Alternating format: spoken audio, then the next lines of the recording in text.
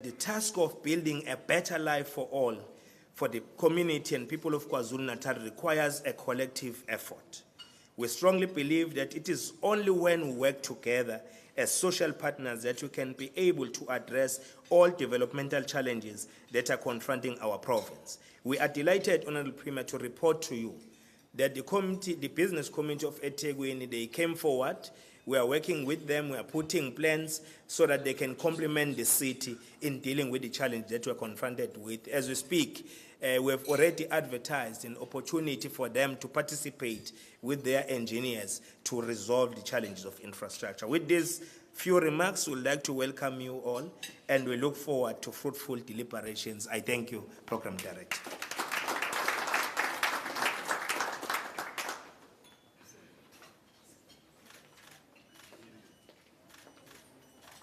Thank you, Mayor. I think that was, the Sheriff has spoken, and it was quite clear in terms of the actions of eThekwini municipality and what will happen, particularly affecting not only businesses, but also affecting our communities. Hence, our Premier directed us that when we're preparing for this session, it's got to include all social partners, because all issues don't just affect one sector of the community, it affects all sectors of the community. So it was important for that. What is a State of the Nation address? The State of the Province address, also known as SOPA, it's an annual address to the province by the Premier, and it focuses on the political and socio-economic state of the province and marks the official opening of the provincial legislature. The Premier sets out the government's key policy objectives and deliverables for the year ahead. It highlights the province's achievements and challenges experienced over the past years and maps out the year ahead.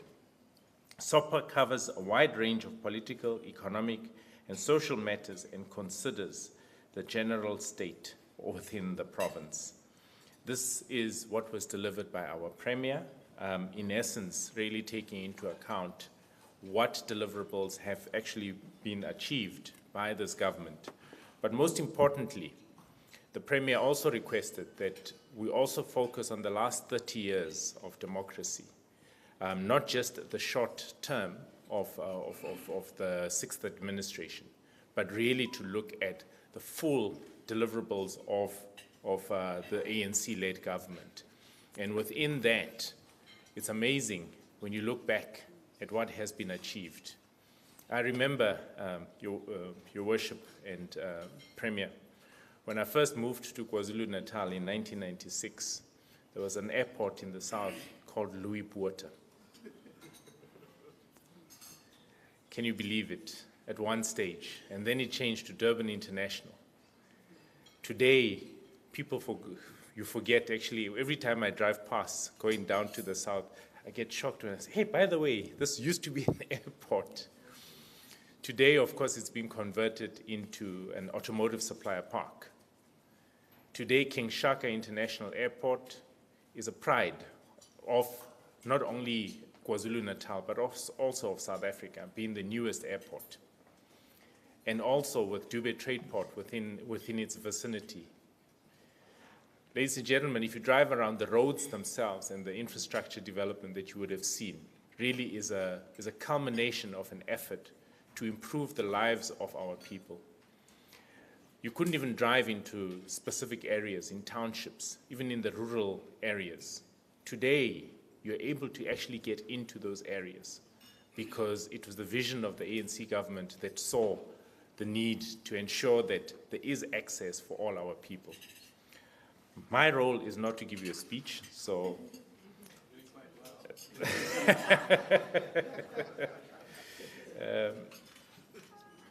it's called career limiting.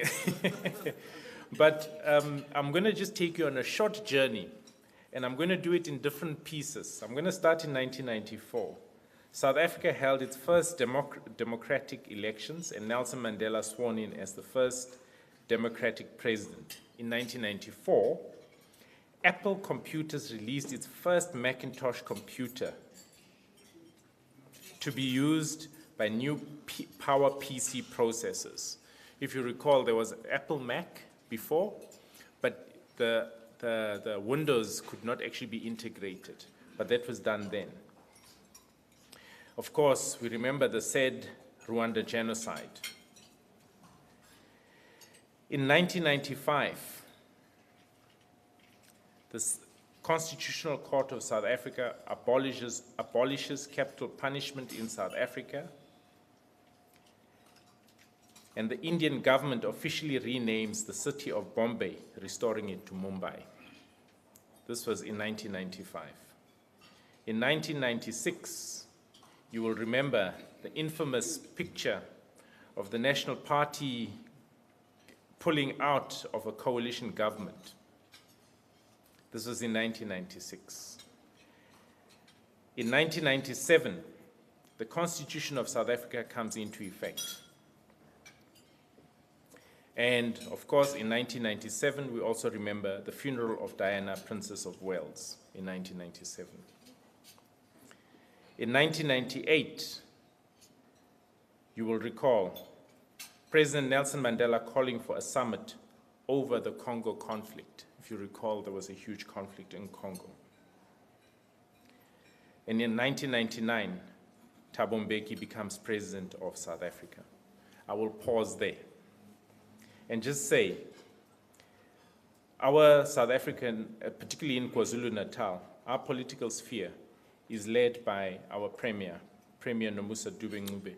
She is no stranger to all of us, having served in several portfolios, being a member of the Executive Council for Economic Development, Tourism and Environmental Affairs. I need to indicate that because at that stage when she served as MEC for Economic Development, she was responsible at the height of COVID, the Economic Recovery Plan of KwaZulu-Natal.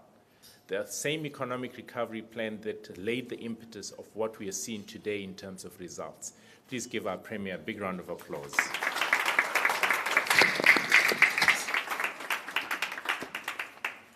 Thank you very much, Neville. Thank you, ladies and gentlemen. Take our seats.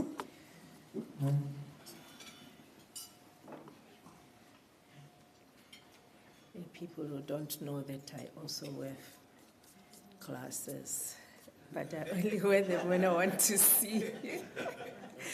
I don't like the glasses, but today I think I have to wear them. Thank you, Neville, for those kind words.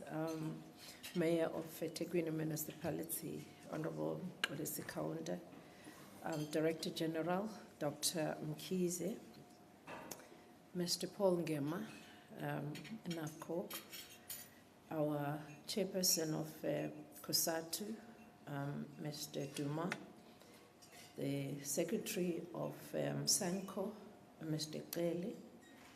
We also wish to acknowledge our business partners, social partners that are here this morning, the business chambers representatives, the civil society, and all our social partners, the captains of industry.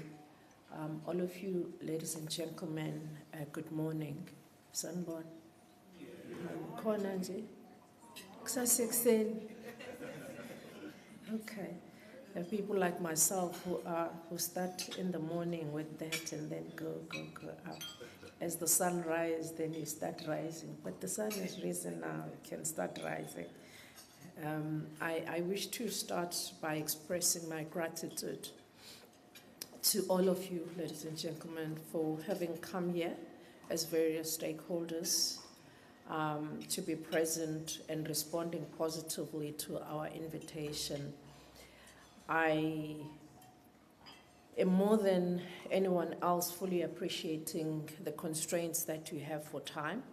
I know that there's so many other things that you could have been busy with, but you came here and we are humbled by this wonderful turnout that you have come this morning. I'm not going to repeat what I said at the SOPA. I think I said quite a lot of things. I will just share a few developments that I just want to emphasize from the some of those undertakings that we made there and some of the observations that we made. I will request that all of us really look at some of these proposals that we've tabled, but also when we delivered the SOPA on the 28th, it was under the hashtag Leave No One Behind. And this is a no-brainer that no social economic drive would succeed without the business sector.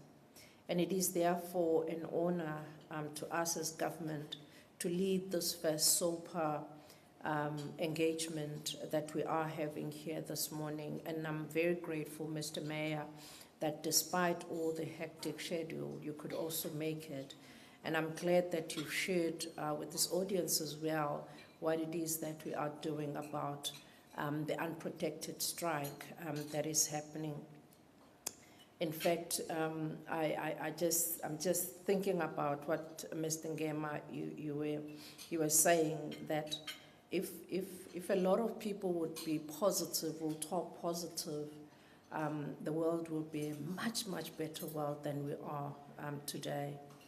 You know, sometimes we tend to pick up on very negative things and put them, you know, on the pedestal. And while there's myriad of other good things that we can be gratitude for, but that we could appreciate of ourselves, because that could then motivate us to even do better and even to move forward, to do more other good things. The history of collaboration between the government and business sector is long, and it's not based solely on the latter being a tax base, but rather on a holistic approach that promotes and embraces the sector as a social and economic partner. In 2024, we reiterate our continued commitment to work with business, but also the social partners, the civil society. In the 2024 State of the Province Address was, among other things, a report on some of these relations that we've been able to forge with all of you in the sectors that are here. And the general consensus is that the government has the responsibility to create a conducive environment for business to thrive. And it was also in the recognition of such that the beginning of the democratic dispensation, we had to pull all the stops to restore peace and stability here in the province of KwaZulu-Natal. However, peace requires the maintenance. Peace requires that we continue the dialogue. Peace requires the maintenance, which largely has got to be done through the law enforcement, but also the dialogue that we are forging here today. A culture of consequences for wrongdoing contributes significantly to peace and stability. It is for such reason that through the recruitment of the 4,000 new police officers in the past 2 years deployed here in KZN, and the plan to recruit 1,000 more police officers that are going to be put here before the end of this year, plus other more than 1,000 crime prevention volunteers, we have demonstrated our resolve to maintain law and order, but also to ensure that our communities live in a peaceful environment. This will also allow businesses to thrive as we stabilize and also fight crime and corruption in our province. It should also put you at ease that much as crime remains a challenge, government is acting on it. We are not sitting our laurels and doing nothing about it, but there's a lot that we are doing about it. We made an example of how we took an initiative as this government that despite of the fact that crime and crime prevention, policing is not our competency, but we took an initiative to buy more than 91 cars to supplement the fleet of cars that is being used by the police.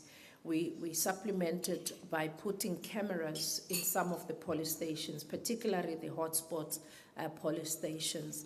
We have now placed those unemployed graduates. So we've started in some police stations already, where those graduates are taking statements and are doing the certifying of documents and doing other administrative work so that it can free the police of those administrative burdens, and police can focus on the policing as their core mandate.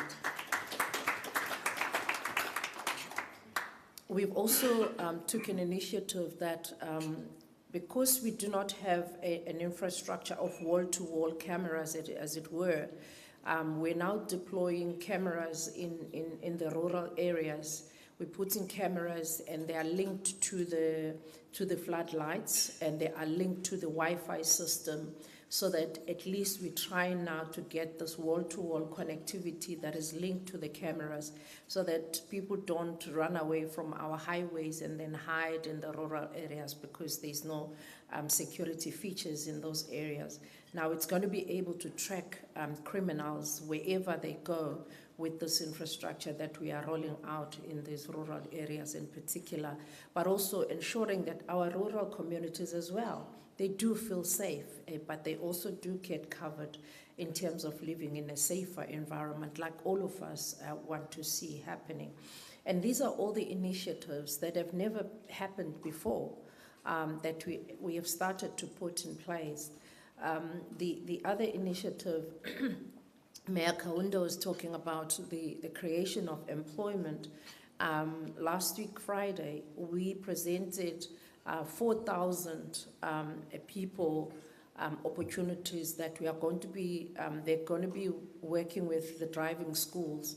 We've been discussing with the driving schools for the past 10 years, some collaborations, and to see them struggling as driving schools, some of them saying they go 2 months or 3 months without a single person coming for a learner's driving or for a driving school.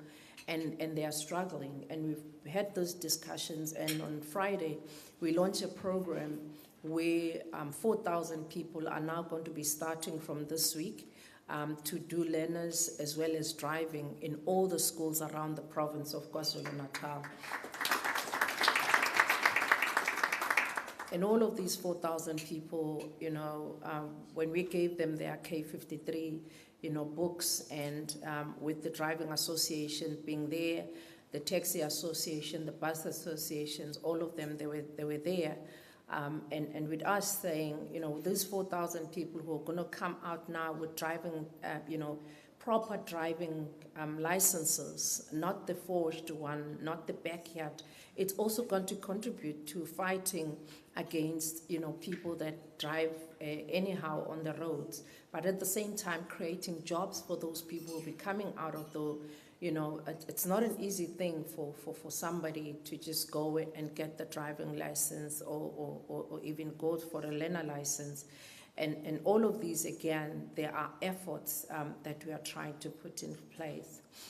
Under the Department of Economic Development, Tourism and Environmental Affairs, we established the Economic Council representing government there. At the Economic Council, business is represented, organized labor, as well as the civil society.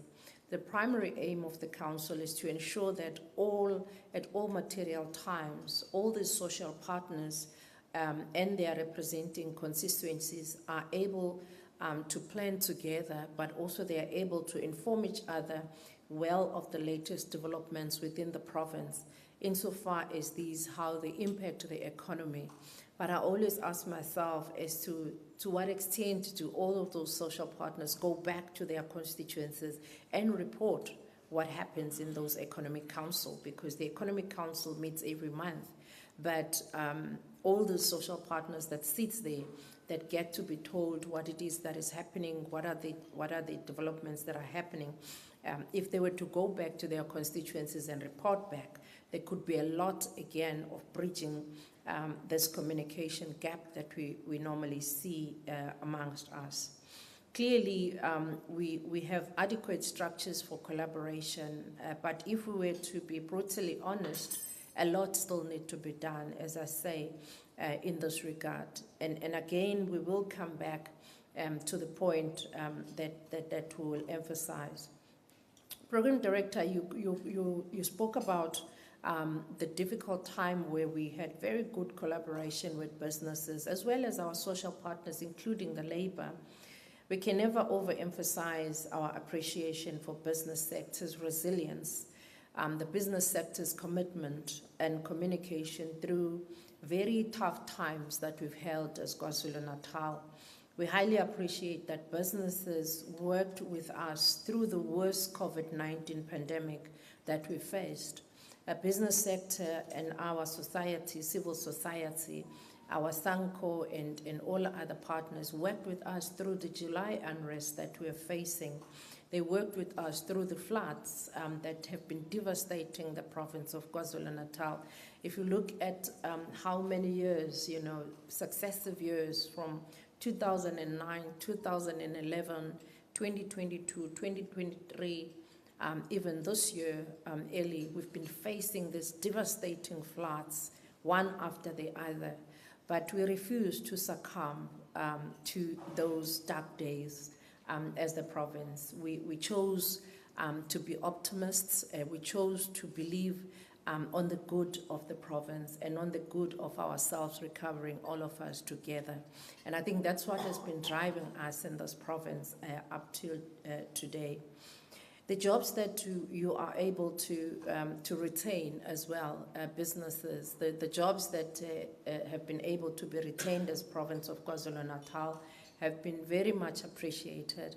Of course, Neville, nothing goes without its dramas. I remember, who was it that was arrested in the Devon North Police? CIC, the call center people. Yeah, the call center people. The business there, he got arrested at the Devon North station because they had opened during COVID-19, and we had to send Neville to say, Neville, go there. Maybe you get arrested. Take those business people out of the jail because they don't know the jail. I mean, at least we know we can talk to those people. But I mean, so was the difficult times that we faced. I mean, we had to navigate through very, very difficult times. When COSATU decided that they were going to go and invade that call center as well to say, why are these workers at the workplace when we're supposed to be on the lockdown? We said, look, if we don't get them to work here, they're going to go to Cape Town. And in Cape Town, they're going to work. Or in Gauteng, they're going to work. So, I mean, we need to try and do something. And they actually, some of those call center people were staying in this hotel in Coastlands because we had to try and make things do.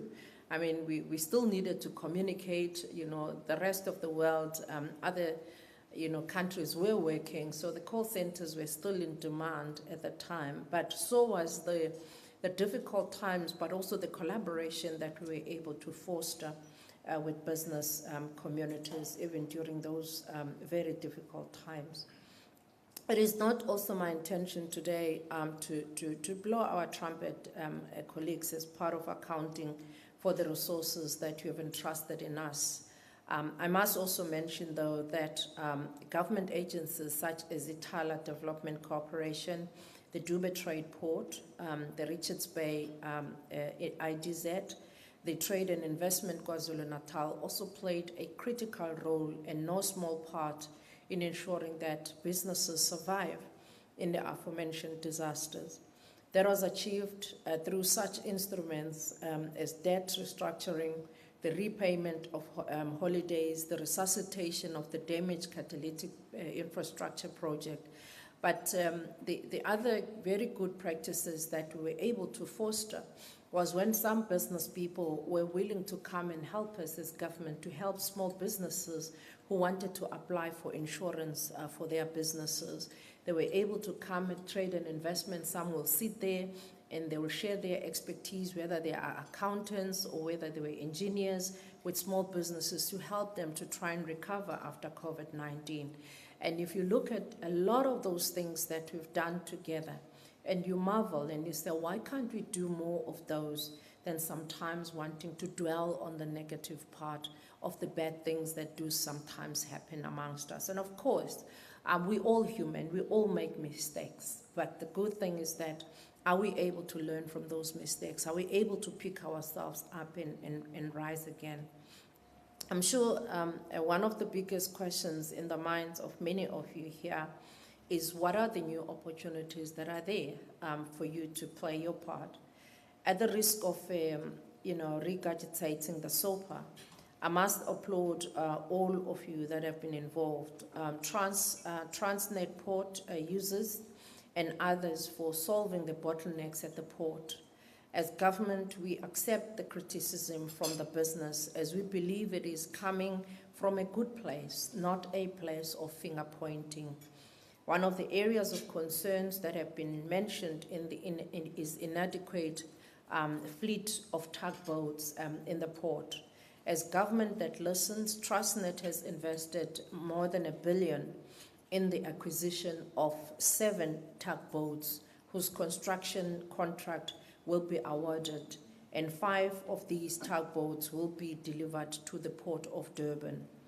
We are also pleased that the traffic congestion that was surrounding the port of Richards Bay has eased significantly.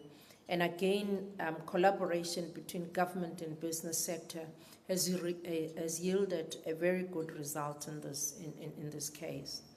It is also through the efforts of decongestion committee, which comprises, among others, the business leaders, the traffic authorities, the Transnet operating division, that much sought relief that was achieved during that port congestion. New opportunities will come as we address the energy security issues. Richards Bay, as we have dedicated or designated Richards Bay IDZ as our energy hub or energy sector hub, there's going to be a lot of new opportunities that will arise from there. New opportunities will also come from the catalytic project of water infrastructure. The mayor has mentioned some of these, and as we intervene in the water challenges, water and sanitation, there's a lot of new opportunities that arise from there. The construction of the new dams that is going to be happening in our province, the refurbishment of the existing dams, and the water and reticulation has got a lot of opportunities that are arising from that work. Connectivity and the broadband rollout are also other opportunities that are available in our province, new opportunities and new businesses as a result of us, rolling out the broadband, but also the connectivity. Building the resilient settlement and infrastructure to withstand the threats of climate change will also provide new opportunities. We are a coastal province, and we are also along the Indian Ocean. And as you know, with the global change, the Indian Ocean tends to warm quickly, and it usually go higher than the normal during those rising in the temperatures. So there are a lot of opportunities again that arises from some of the work that needs to be done in mitigating against the climate change.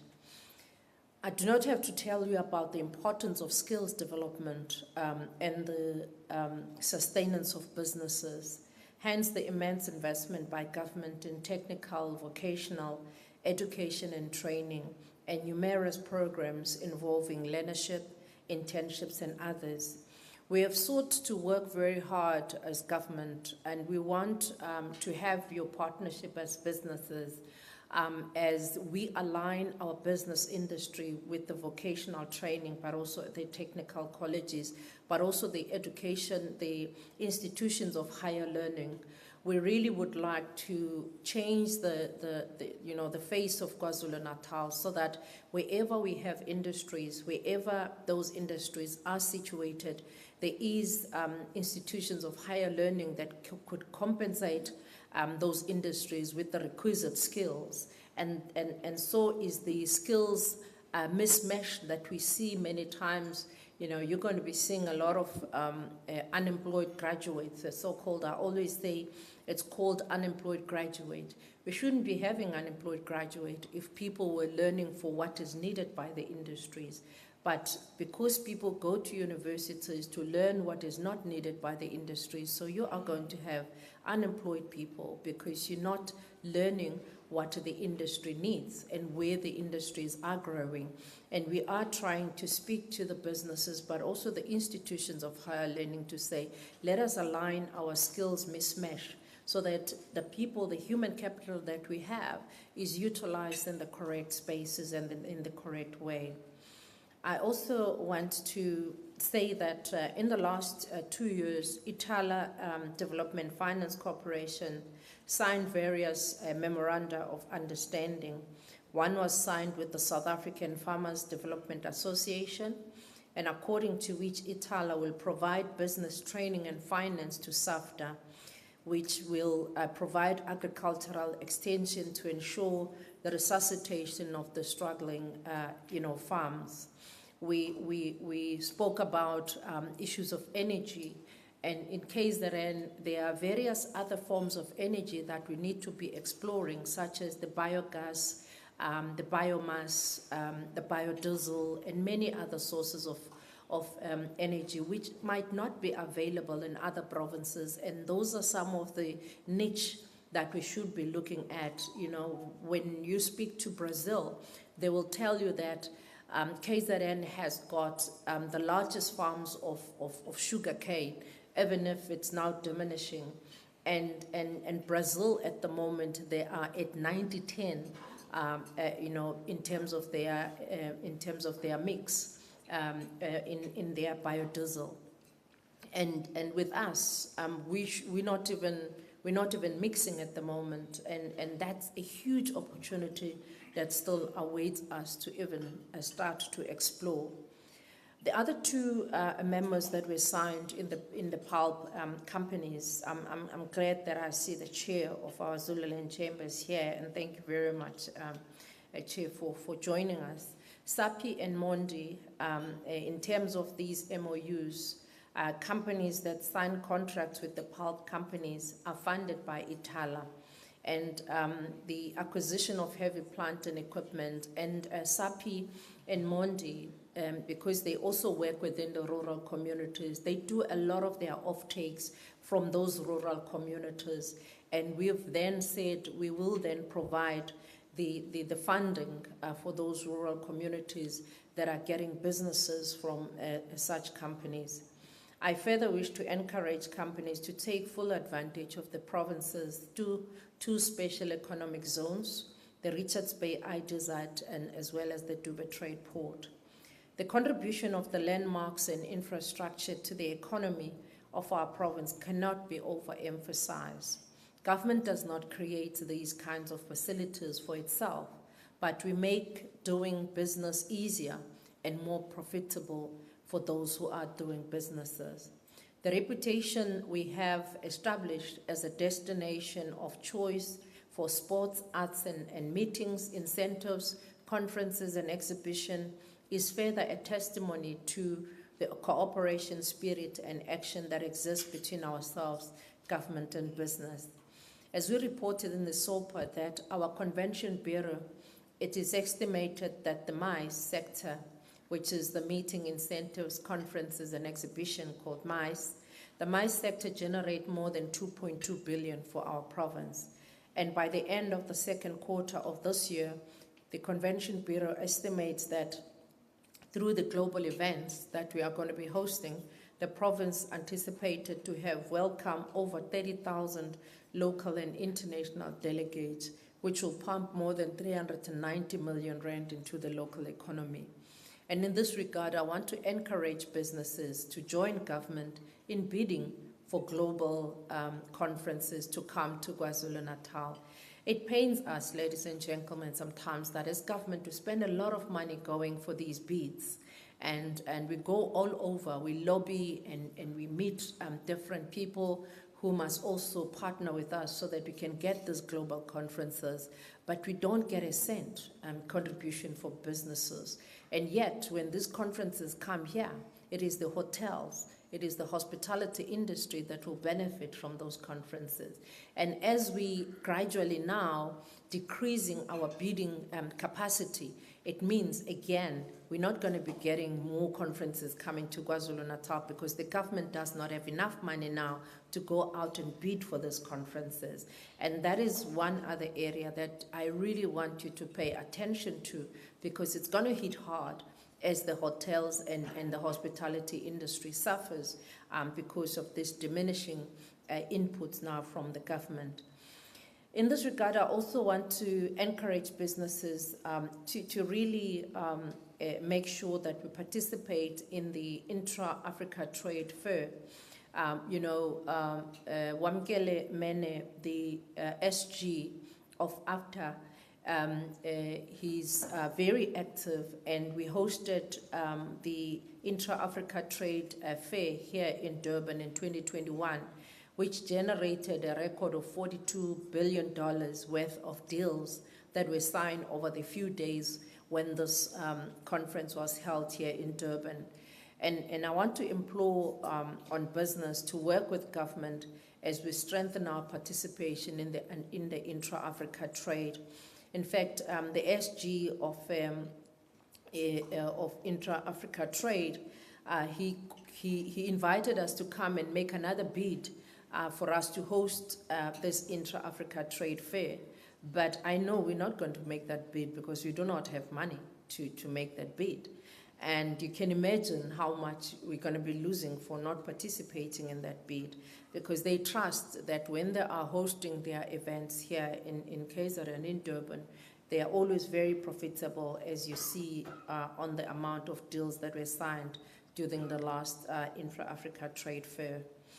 On the 31st of January, the President, His Excellency Ramaphosa, launched the South Africa's first shipment and preferential trade under the Africa Free Trade Area, a project which will go a long way in making South Africa global competitive, integrated with Africa through a single market, and where we derive value together. We are really, excited about this prospect, because when we saw many of the goods that were going on that first shipment that was going to Africa, those containers that carried our products from companies here in Dubai Trade Port, from companies here in Durban, from companies in the township that are now trading within the Africa continent, it really encouraged us to say there's a lot that could still be done with this opening of this intra-Africa trade. So, Program Director, let me really appreciate the fact that while, amongst other things, we have termed the ICC Declaration of 2000 as one of the declaration and subsequent charter that was signed by business and government in establishing, various coalition and partnerships. I still do want to encourage all of us to ensure that we participate and we continue this communication between ourselves as various stakeholders, because we need both the civil society, we need business, but we need labor as well, because with this kind of partnership, there's a lot that could be forged, that could be done. The fact that we've not had quite a lot of these labor, instabilities meant that there is something good that has been happening between the communications amongst the various social partners. So we do need to look at how we recalibrate these relations between a business, government, and civil society. But certainly none amongst us will win if we have a relationship or we have suspicions with each other, or even worse, a relationship characterized by confrontation or by a lack of trust amongst ourselves. And in fact, our economic growth prospects are highly diminished if we do not collaborate meaningfully, or if we work amongst each other, suspiciously. To this end, we have tasked the Director General, Dr. Mkhize, as well as my advisor, Mr. Neville Manji, both of whom are well known to all of you, to sit with the business and identify and interrogate the reasons militating against the meaningful collaboration, and come up with a solution on how best we can forge some of these relations amongst yourself. I'm happy to see the chairperson from the construction, industry, particularly my women in Bogotá here, Sis Tobe. Last time when I assumed office, they formed a collaboration which was to be my pillar of support to women CEOs, where they took an initiative that they wanted to support me in particular as the first women premier, but not just support me in other ways, but to make sure that wherever I go, whatever commitments that I make, they follow up as women CEOs, and they make sure that they also contribute towards the growth of our community. And I really want to appreciate that a lot, Sis Tobe. We've seen, thank you. I've seen a lot of young people who've opened their companies after you ran workshop about how to bid for work, how do people, enter into government space, how do people enter in various sectors and various companies. And that is the kind of partnership and support that we'd want to see from you selfless business people. And you took an initiative as women CEOs, which really was very commendable for me to say, gone are the days when we can rely on other people to do things for ourselves, no matter how little the contribution you want to make.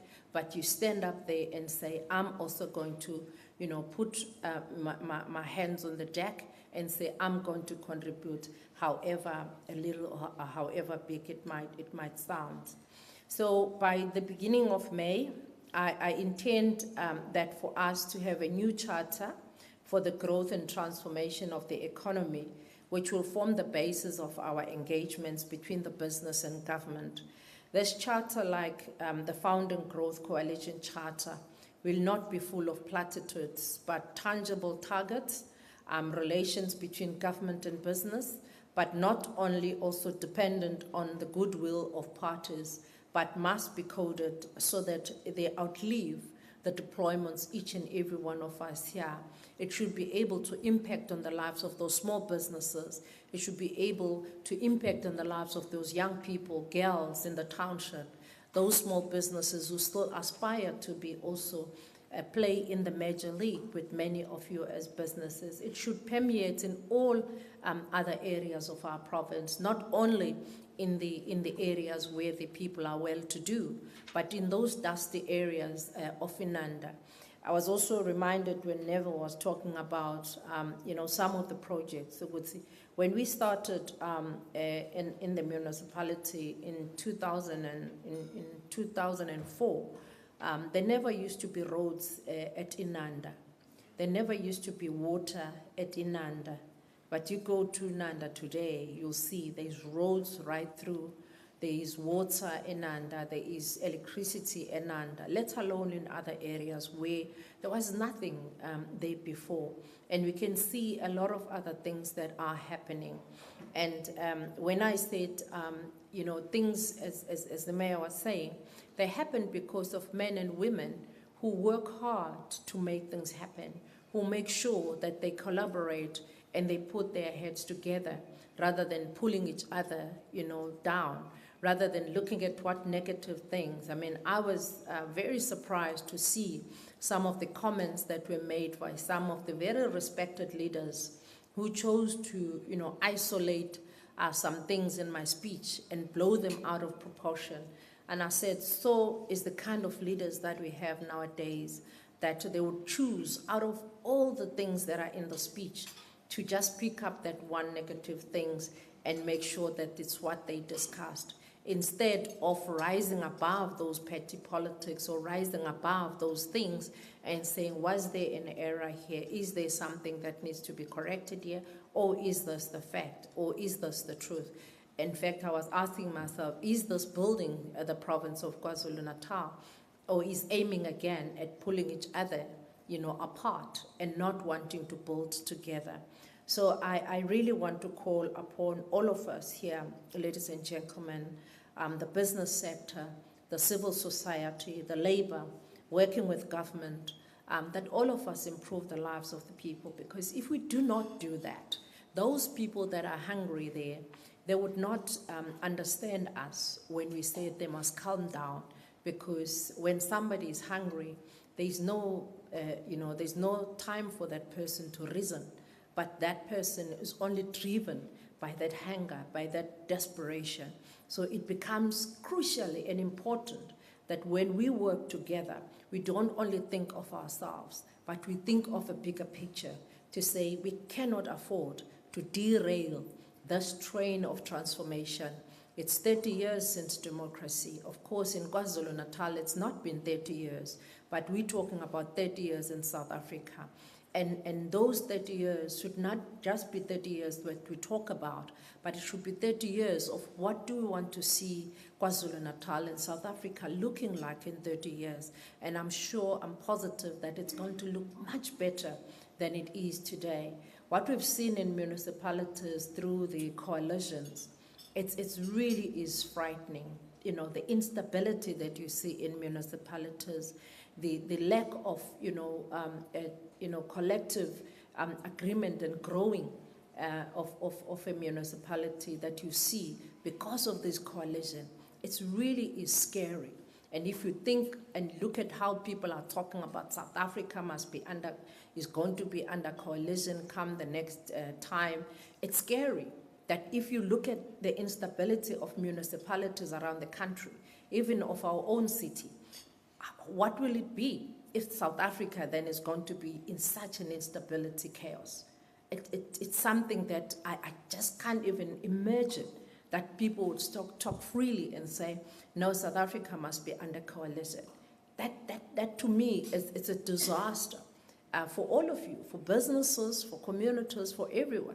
So we really need to think very seriously about what it is that we want to do for this country, what it is that you want to do for your children, for your own companies, for your businesses. And if we need stability, let's work towards stabilizing things instead of tearing the little that we've built up to today.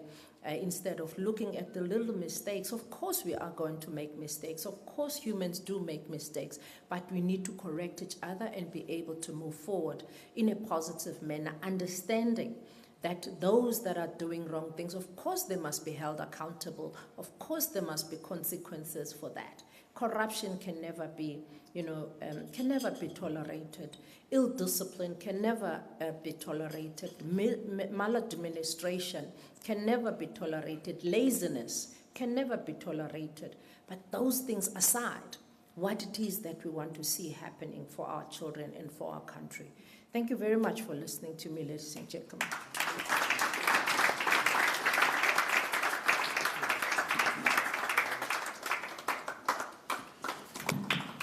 Thank you very much, Premier.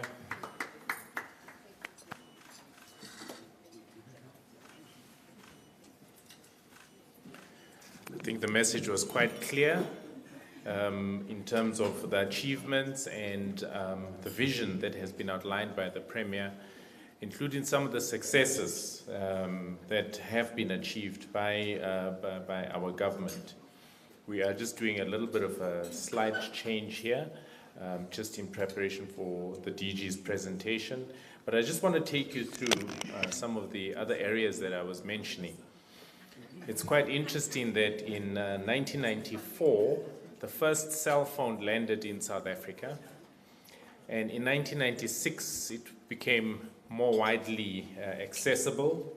So if you remember the Motorola, and in 1998, it became more accessible with the infamous Nokia, which today we call the brick, if you recall that brick. But some other thing that's quite interesting, in 1998, Google was formed. Can you believe it, eh? Today you think we live so close to Google that you think it was formed in the 60s, but it was only formed in 1998. In 1999, of course, we have President Mbeki becoming president of South Africa, and Boris Yeltsin, who was president of Russia, was resigned, and Prime Minister Vladimir Putin became acting president. This was in 1999. And Premier and Honorable Mayor, I was also fortunate on a personal side. In 1999, I went down on my knee and I asked somebody to become my wife, and she agreed, and I got married in 1999. She's here, a business person in her own right, and also chairperson of Women in Business at the Durban Chamber. So in the year 2000, we had the whole big issue around match fixing. Remember with Hansi and all that, the year 2000. That's how far back it was. And then in the year 2001, South Africa and India signed a declaration of intent on cooperation in health and medicine. And then one point that I missed in the year 2000, India's population reached 1 billion in the year 2000. So imagine how time just flies. I think today they're sitting at 1.45 billion. So, right. I see we are ready. I think we're ready for the DG. Okay, I think the screen just needs to come down. While we're busy with that, in the year 2002, if you remember Mark Shuttleworth, he went on space as the first African space tourist. That was in the year 2002. In the year 2003, the Truth and Reconciliation Commission released its final report in 2003.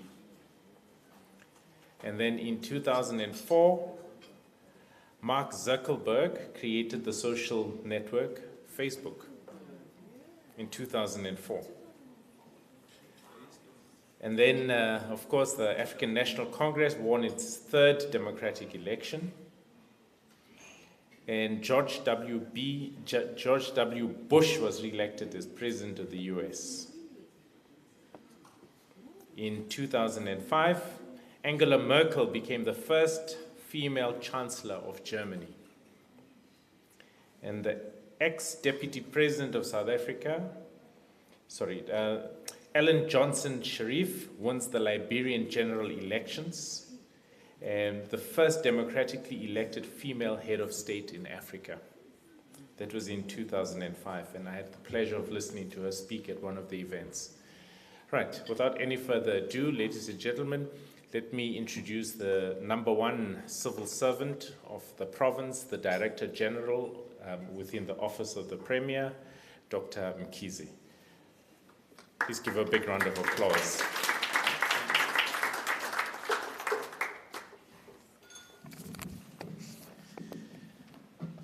The DG will give an outline of 30 years, 30-year report.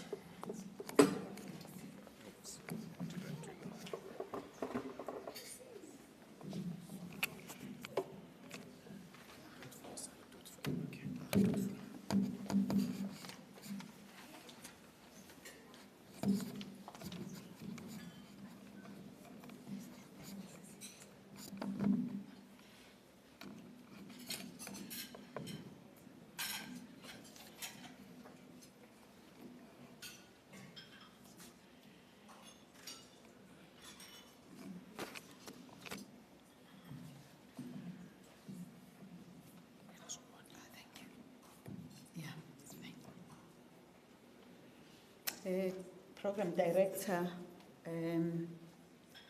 who is also the Special Advisor to our Premier, Mr. Neville Machi,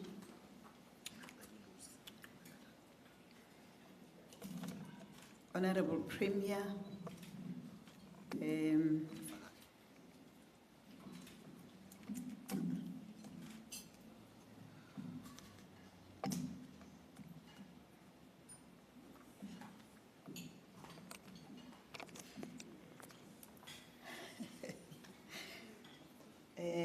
Honorable Premier,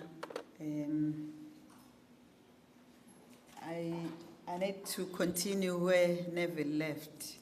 I can't remember, 20 what?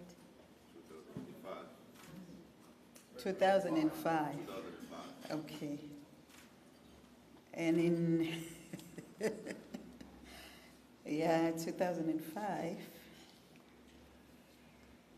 And then come the first woman premier in the province of KwaZulu-Natal.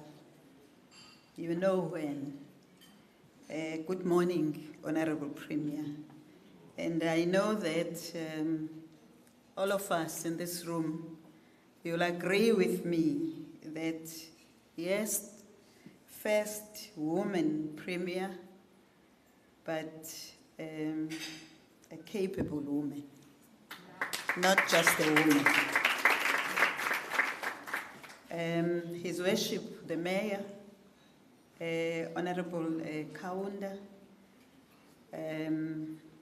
good morning to the leaders of business that are with us today. We're standing on the protocols that have already been observed when the Premier greeted. We do need to explain that the Premier directed us to come and present just a summary to the third year report. We do have a report that we finalized for the 30 years. Honorable Premier, as you know, it has got 350 pages. And before we go for printing, we're just waiting for the Premier to take the report through government processes so that it is approved and then it will be published. But the report has been finalized. It has been a very emotional experience when we look where we come from, when we were doing that report. In the main, the outline, we are dealing with a 30-year review. We'll talk about 30 years of constitutional democracy, 30 years of nation building, 30 years of economic transformation, 30 years of our struggle for better education and health care for all, and 30 years of meeting basic needs. This question, where do we come from? Because we do need to ask this question. We are saying we're coming from 5 centuries of European slavery, colonialism, racial discrimination that laid the foundation for the institutionalization of apartheid in 1948. You will see the journey from 1497 until 1948, when the policy of apartheid was solidified. We are also saying the social engineering and planning project apartheid was executed separate development, and it institutionalized racial discrimination. The 1950 Group Area Z, 1960 Sharpeville Massacre, and the African National Congress was banned. And then in 1961, South Africa was declared a republic. 1964, Nelson Mandela imprisoned. The township revolt, the painful state of emergency, as well as the 1990, where the African National Congress was unbanned and our President Mandela was released. And then in 1994, that was the dawn of democracy, and the African National Congress won the elections. We will never forget these words, which are still inspiring us, the words by President Mandela during his inauguration. Never, never, and never again shall it be that this beautiful land will again experience the oppression of one by another and suffer the indignity of being the skunk of the world. Let freedom reign. The sun shall never set on so glorious a human achievement. God bless Africa. And then looking at the 30 years of constitutional democracy, we are saying the government of national unity inherited a very fragmented, structurally racialized and disenfranchised system, and set out to reserve the unequal legacies of apartheid. And we are saying the first 5 years of democratic government focused more specifically on building a new democratic society, as well as establishing the institutions that were going to deepen democracy in our country. We're starting from the RDP, okay, not the house, the RDP, the Reconstruction and Development Program, which was meant for socio-economic transformation, and moving to another painful experience, the Truth and Reconciliation Commission, President Mbeki becoming the president, and there were protocols that were introduced in order to deal with the process of redressing what has happened during apartheid. But in that process, we still had the pandemic, the HIV and AIDS pandemic, and by the way, KZN was leading. We are also saying that social services which were not accessed by the previously marginalized was then expanded in terms of access to shelter, basic services, education, as well as health. We do need to indicate that when we are talking about load shedding now, it started in 2007 at a small scale, though, because these were just outages that were happening now and again. And then in 2008-09, the world financial crisis, and on the other hand, the mass public sector strikes were emerging. There was also xenophobic violence. And then the president established a hotline so that citizens can participate in this democracy by reporting in instances where their rights are violated, where instances where service delivery was not happening the way it's supposed to happen. And then the Planning Commission was established to ensure that we have a grand plan as South Africa, whilst we are doing the redress, but we must also move forward and say, this is the South Africa we would like to see, where everybody is free. Then came the National Development Plan, 2030 vision, and we also have our own provincial growth and development strategy. We are saying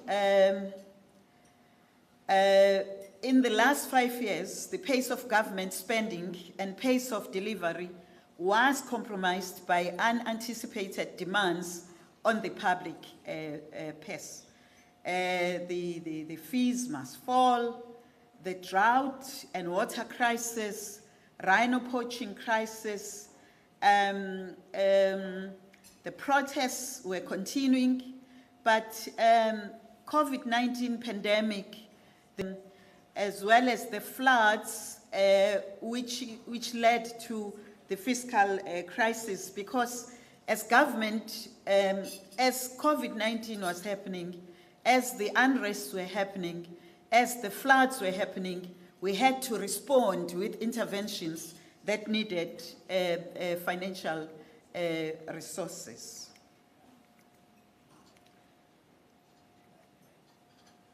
We are saying the citizens of KwaZulu-Natal are diverse, ever growing, ever shifting, and ever moving. As a result, we are saying KwaZulu-Natal is the second most populated province in the country. We are saying 12.4 million people reside here. Honorable Premier, I know that this might be career limiting, but I really don't believe that KwaZulu-Natal has got only 12.4 million people. I do believe that we are far more than that. There might be discrepancies that happened when the census was done. I strongly believe. We do have people from Swaziland that come to Mpumalanga province, come to KwaZulu-Natal province, every morning, come to school, Opongolo, and go back in the afternoon. Yes, we have citizens from Mpumalanga province, from Swaziland, from Mozambique, that will come and get social security grants, come to our hospitals, to our health facilities, to our schools, and go back in the afternoon. But angishongo lutho. Angishongo Premier. No Mayor. We are therefore saying, while the population is growing, the steady decline in the provincial share has detrimental effects on KZN budget allocation, because the numbers that are here are the ones that are being used when financial resources are being allocated, which is putting us in a disadvantage. We are saying the key determinants of population growth, its mortality, fertility, and migration shape the population size and structure in the province. And KwaZulu-Natal has the second lowest life expectancy in the country. Life expectancy is now 64 years for women and 58 for men. We are saying we are a province on the move. A key factor affecting the province's population are intra- and inter-provincial migration flows, and urbanization remains a defining feature, as does rural-urban flow and the second home phenomenon. There are very few people who do not have two homes. Abahlala eThekwini abakhe eMkhanyakude.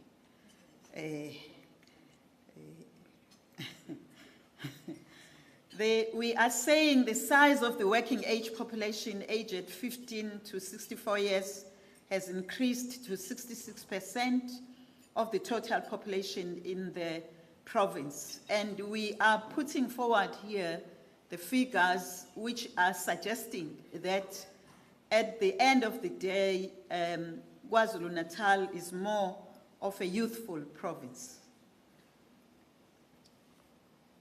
The child population stabilizing with lower proportions of the population among those in the age groups below 14. Collectively, children and youth account for 63% of the total population, and the needs of these age cohorts for education, health, employment still remain very significant. In as far as nation building is concerned, we are talking about priority 1, a capable, ethical, and developmental state, transforming KwaZulu-Natal into an effective developmental state, building critical capabilities in an environment which mobilizes all actors, both government and the private sector. We are saying the impact of climate change and frequency and extent of natural disasters has compromised government ability to deliver on our core mandate. Because whilst we are expected to deliver on our core mandate, we are diverted by the disasters that we are confronting as a government. In the last 2 decades, floods in the province, as the Honorable Pima has already indicated, has taken a human and financial toll. And we are saying in April 2022, for instance, the floods resulted in over 400 lives lost at a cost of over 33 billion. And the 33 billion that awubandla asutholanga besingakawutholi u-33 billion. Naleli billion okuthiwa leza belingakafiki. We are starting from 2010, where we are talking about floods, but also in 2015, 2016, drought also had severe impact, and then to floods. But in the midst of all this, there came COVID-19 pandemic in 2020. We are saying the GDP shrank by 7%, and 16,297 lives were lost, 100,000 jobs lost, and the total cost is still unfolding.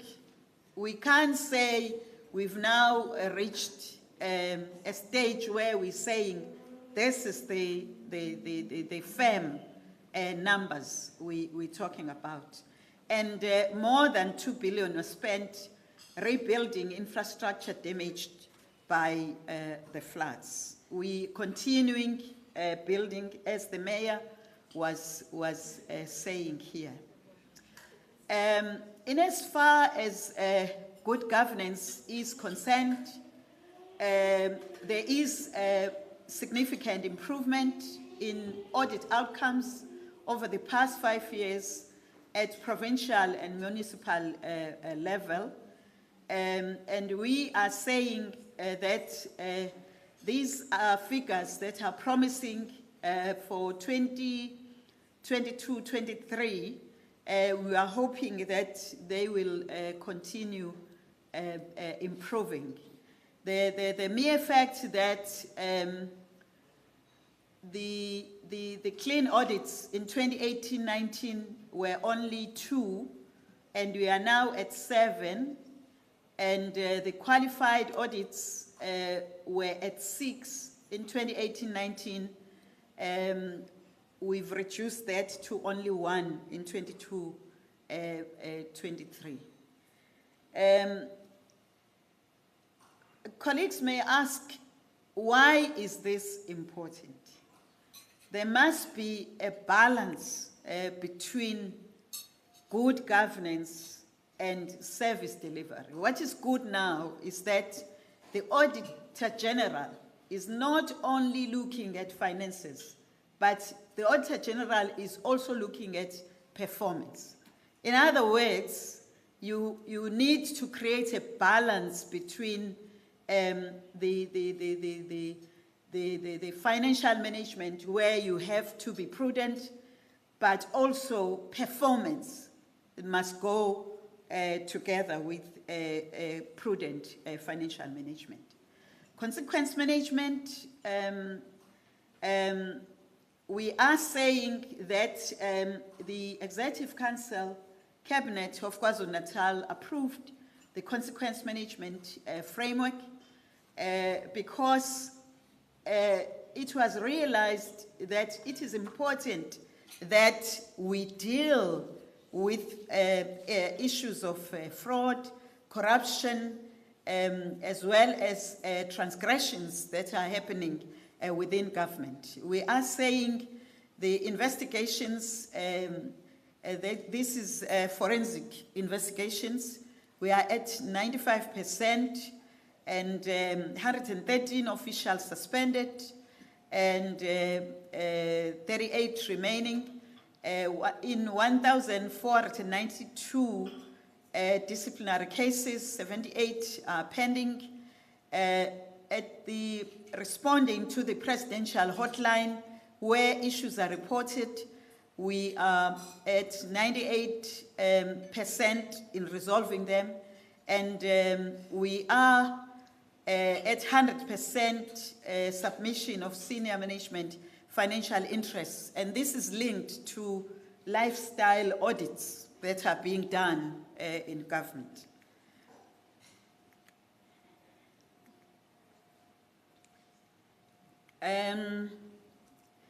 We are also saying that in spite of all the challenges that we are facing, the provincial fiscal framework can now afford a 1 billion contingency reserve annually, which is always dented by the floods, this and that, where property has been, infrastructure has been destroyed, and we have to repair, and in order to repair, we take from the contingency reserve and so on. And the provincial government debt to municipalities of 466 million in 2010, we've reduced that to 121 million, with 40 million being current and the rest being under dispute. We are not saying we are there yet, but we are doing our best in addressing this. Some of us, these matters are part of our performance agreements. That's why we're dealing with them.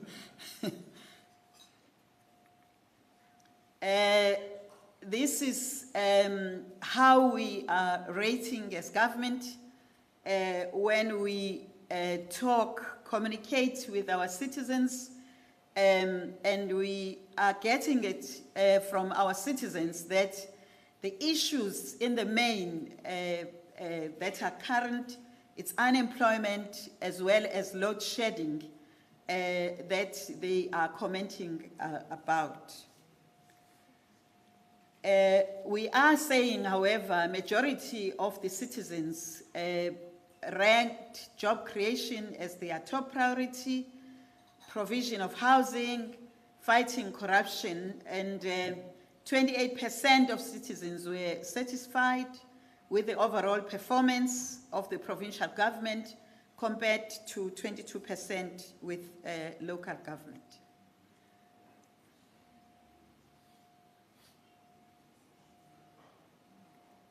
We are saying, as a province, as the Premier was saying, the opportunities that are there, we are committed towards harnessing digital opportunities for efficiency and effectiveness in government and opportunity for growth. As a province, we have higher proportions of households with access to internet than the rest of South Africa. Along with the rollout of broadband infrastructure, 750 Wi-Fi hotspots were built, 164 provincial libraries have Wi-Fi, hospitals, clinics, all hospitals and clinics, and we are saying by October 2030, all provincial departments and the offices, the facilities that we have as government will be fully connected wall to wall. We are, as the government led by the Honorable Premier, we value and respect the institution of traditional leadership. The Honorable Premier indicated in her speech at the legislature that the salaries of Amakosi, they are respectable now compared to what was happening, and there is an investment in rural development, especially in the areas where Amakosi are. Growing the economy to absorb labor and ensure economic welfare of our people to defeat the triple challenges, which is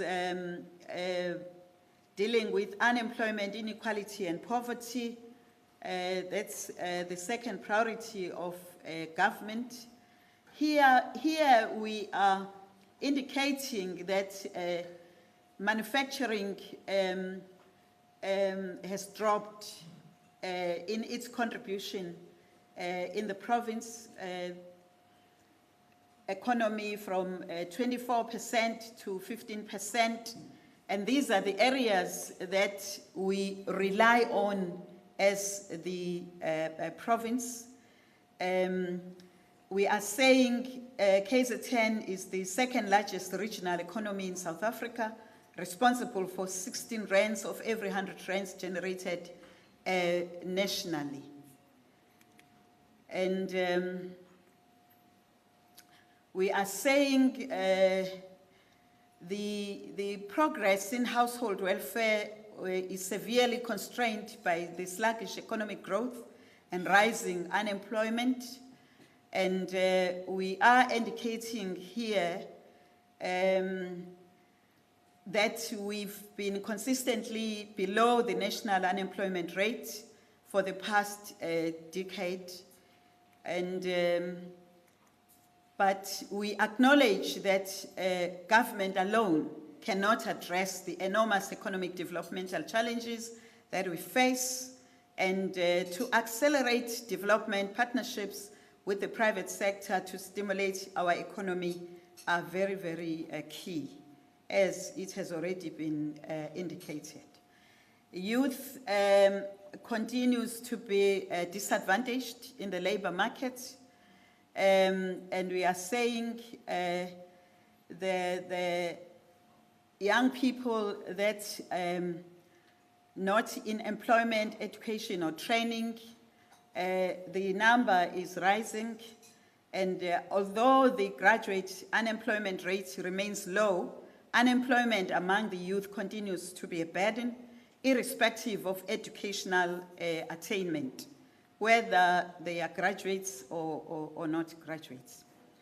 And we are saying that in trying to deal with all these targeted business expansion and retention support activities amounted to over 23 billion, resulting in 37,000 jobs being created, and public and private projects worth over 129 billion that have created over 339 jobs, and investments over the last 2 decades amounted to over 60 billion and creating over 95,000 jobs.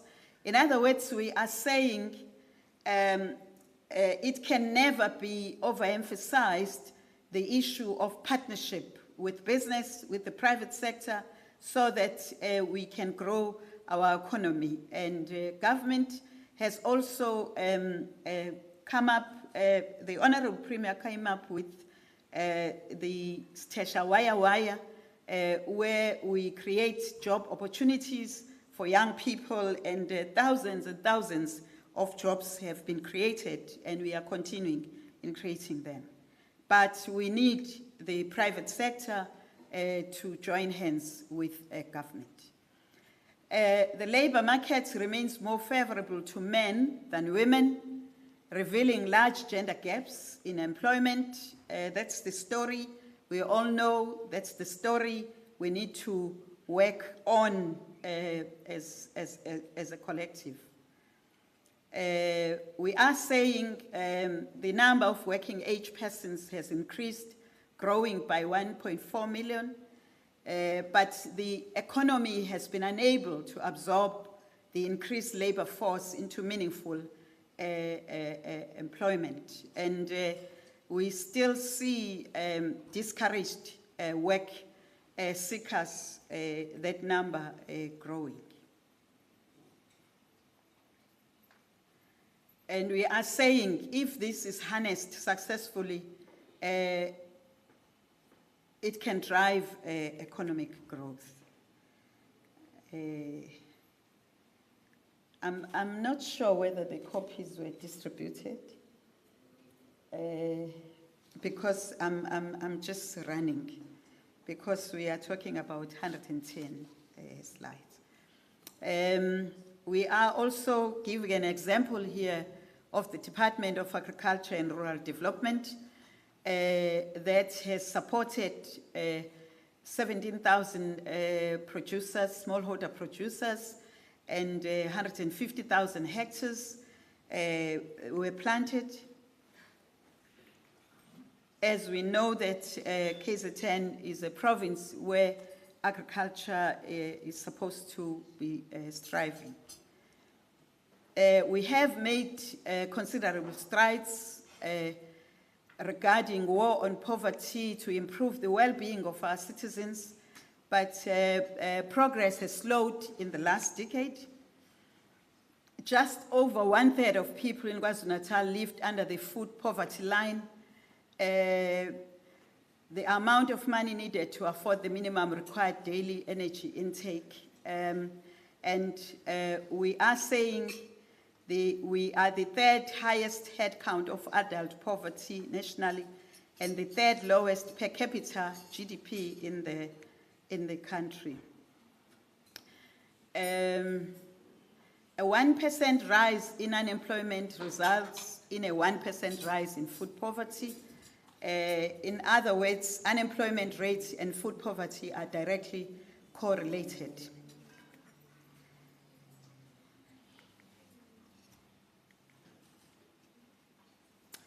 We are also saying, because we're talking here as well about nation building, race remains a key factor in high levels of inequality due to the impact of access to quality education and the labor market.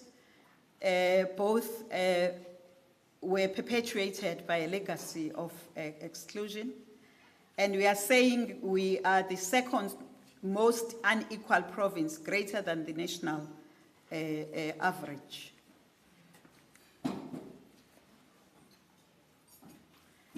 The top 10% of the population held over 51% of income. The bottom 40% of the population held just 9% of the income. In as far as education, skills, and health, building capabilities of our people requires investments in education, skills, and health, developing citizens as social assets to grow and thrive. There are efforts that were undertaken to combat the high adult illiteracy through the initiatives such as Masifundisane campaign. And we are saying the percentage of persons aged 20 years and older with no schooling declined from 22.5% in 1996 to 8.3% in 2022.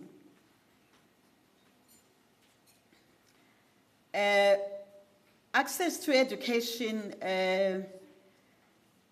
since 1994 has improved significantly for primary schooling. However, only 6 out of 10 youth complete secondary schooling, and that's a worry, that's a concern. What happens of the 4 young people that do not complete secondary schooling? No-fee schools were virtually non-existent. Now over 2.5 million learners benefit from the no-fee schools, which also has a contribution in improving the levels of education in our province. We have the 4th highest proportion of learners not paying tuition fees, just above the national average of 68%. We're also talking about matric pass rates that have been climbing steadily, and in 2023 we witnessed a historic 86% despite the impact of COVID-19, and we are hoping that this will be sustainable.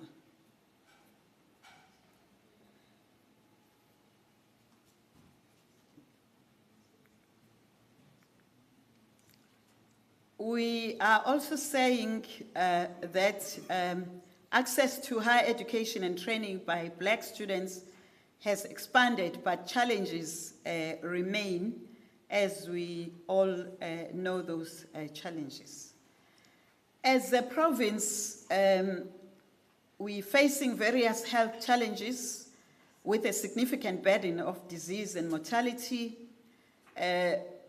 However, deaths have been declining since 2007, which is post the HIV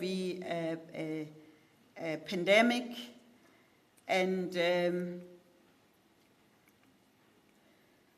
the profile of the burden of disease shows that on average, more citizens are dying of non-communicable diseases, increasing by almost 60% over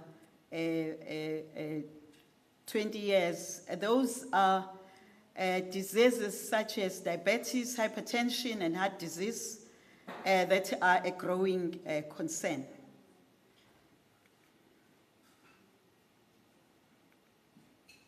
Malaria, cholera, that we are fighting. The non-natural deaths related to violence and injuries are largely preventable and linked to social and economic factors, including inequality, poverty, and substance abuse, intersecting with high rates of homicides, road accidents, and interpersonal violence. We are saying diabetes, followed by TB, leading in the province. We are remaining an epicenter of HIV epidemic and TB infections. The high HIV prevalence rates remain but have stabilized because of the interventions that are being done.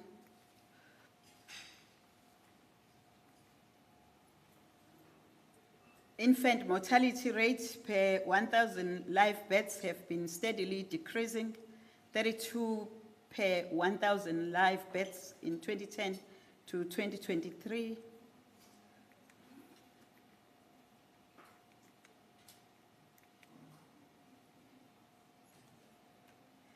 Despite the fiscal challenges that we have quoted, government has provided a safety net for the poor and vulnerable individuals and households, from which 4 in 10 people in the province population currently benefit. We are saying 22.9% households still do not have adequate access to food, but grants have proven critical for alleviating food poverty, increasing access to employment opportunities, which remains the most effective poverty alleviation strategy.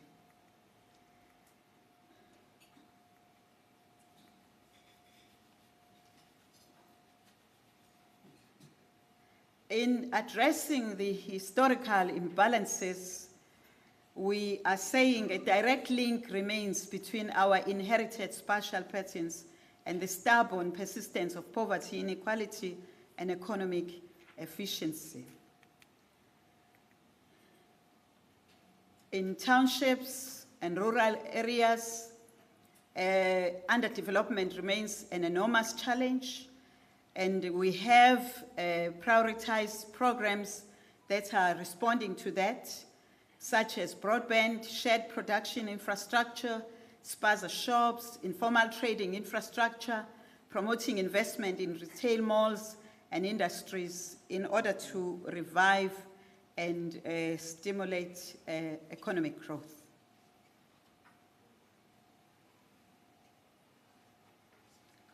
The households have increased from 1.7 million to 2.9 million, but the size of the households have decreased.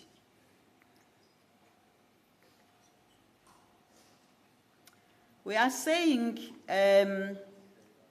this with pride that more than 662,000 houses have been delivered in the last 30 years, and 52,000.9 fully subsidized houses were built for qualifying families.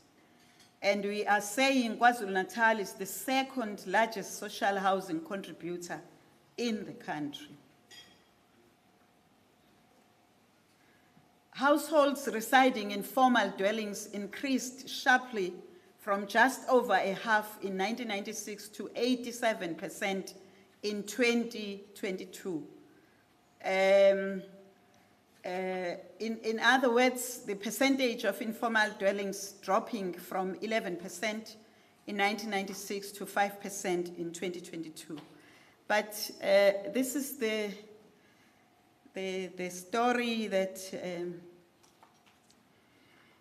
I don't know what to say, but we're dealing with these indlu zodaka ngapha premier. You're building formal structures ngapha la sesidlule khona where we come from. They are building ezinye izindlu zodaka.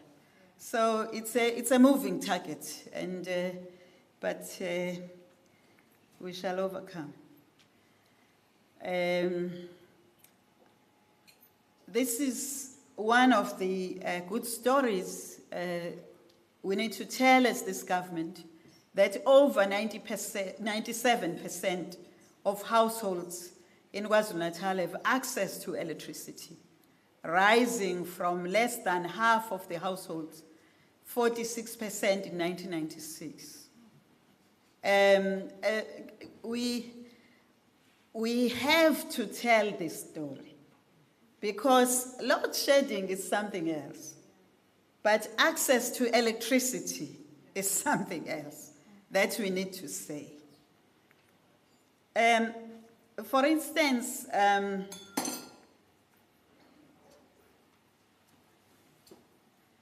we are also saying over 85% of households in KwaZulu-Natal have access to piped water. Inside, more than half of KZN households have piped water inside their dwelling or yard. We are saying households with no access to piped water, we've halved them from 1996. We have the details, Honorable Premier, as you have directed us to look at this. The 57% of households that reported dysfunctional water supply service in 2022. And the interruptions that lasted more than 2 days at a time, we are saying they have doubled. But the 57% of households that reported dysfunctional water supply service, we've analyzed that. And this as well is a moving target, because in the areas that would have been reported in 2022, most of those areas, this problem has been attended to, and new areas are coming into place, but we are also dealing with that. Okay. Oh, all right. Okay. Right. All right. We are saying households using flush toilets have increased by almost 20%, and households with no access to sanitation facilities fell from 15% to less than 2%.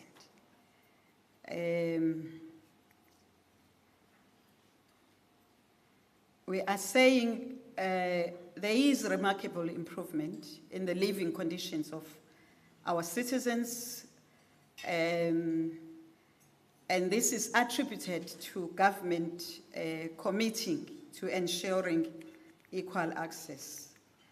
Yeah, when I never manje, we have dealt with fighting crime. We continue dealing with that.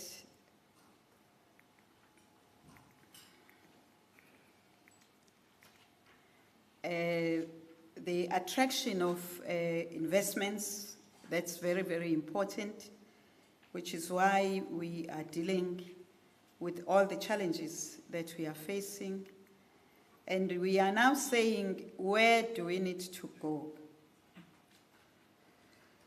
We need to address racial disparities in access to education, housing and basic services, with efforts evident in various spheres.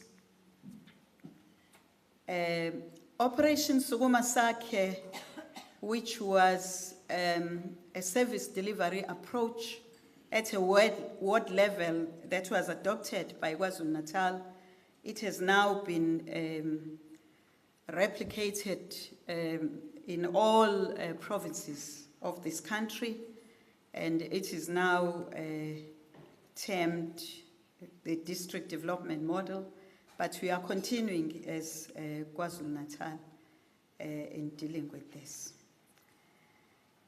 Now, we do need economic growth needs to be doubled from present levels to keep pace with population growth. Job creation efforts need to ensure labor force absorption with equitable wage, stable employment, particularly for youth, social protection for vulnerable households. Educational outcomes are key to equity and transformation, with a focus on foundational literacy, which is why we are focusing more on ECD now, recovery of state capacity, and including more citizens in the growth process. Our focus areas moving forward, we are saying the prioritization of programs for 24 to 25, the jobs plan, a credible jobs plan, where are we going to get jobs? Obviously, in partnership with the private sector, with all the partners. Secondly, the industrialization and infrastructure for an inclusive economy. We need to tackle the cost of living so that it is affordable. The strides that we have made in halving the poverty, we don't need to regress, but if we don't tackle the cost of living, we are going to regress in all the strides that we have made. Invest in people and meet basic needs. We need to defend democracy and advance our freedom for the next 30 years. We need a better Africa and the world so that we can also survive and sustain this country and this province. And all this underpinned by special focus on planning, monitoring, and accountability, and an honest, dedicated, and capable public servant. Lastly, this is a picture of what we've already said, where we are putting together now these priorities. What will be our priority one? Priority one, a capable, ethical, and developmental state will remain priority one, because we can have a grand plan like the NDP, but if we don't have capable, ethical, and public servants that are geared towards development, we might not be able to achieve that. The priorities, they move up to priority number 7. Thank you very much. This was a marathon, but thank you very much.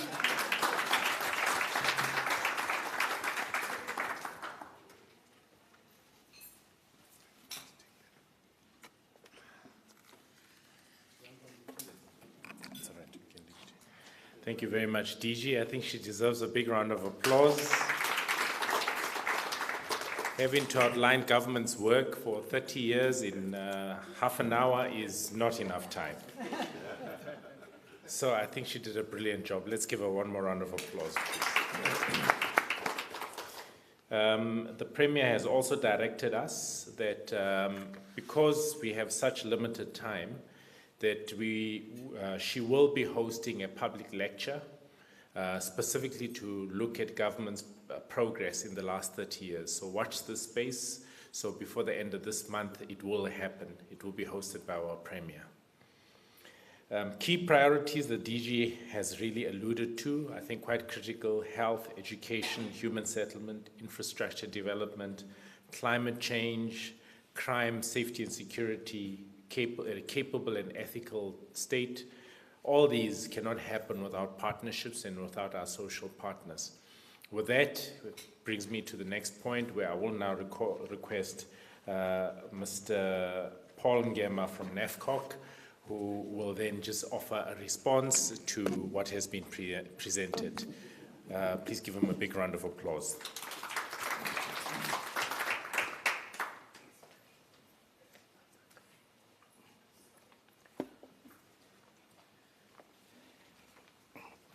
Sanbonan, good morning to everyone. It won't be a marathon for me.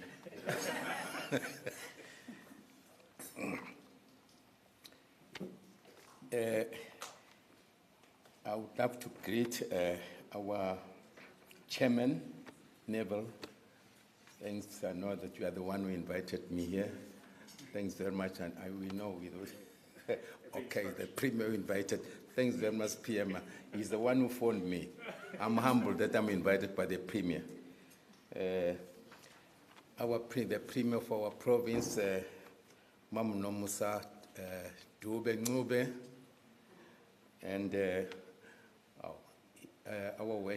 His Worship, Councillor Kaunda, who has just left us. I mean, I think sitting ezulu ziyamnetha kodwa ke ziyamnetha osho ukuthi we know what's happening. Also, I would love to acknowledge also our DG, Dr. Mkize, also Ubabu Senzo Usizwe Cele from Sanko, as well as from Kosatu, Mr. Duma. Andre Capieres, still here, from Growth Coalition, as well as the other growth from other business formations. I mean, all our chambers and all the guests, and also ladies and gentlemen.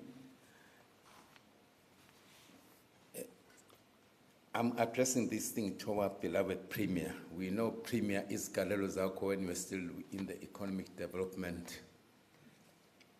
I know that we have always been saying, let's work together. I know now there's a slogan that is always on the TV that we must stay stronger together. But now we are saying, let's do more.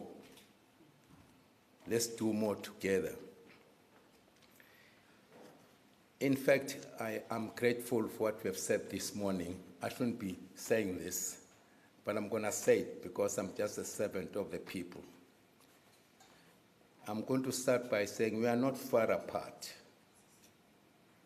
You spent a lot of time addressing business. We are grateful as business that because business, they are the ones who create employment. They are the job creators, not the government. The government, they are only enablers. They create, they make a conducive environment, so that, business can thrive and succeed and grow. We too, as business, reiterate our alignment with a call not only to work together with government, but to do more together to be part of the economic transformation agenda.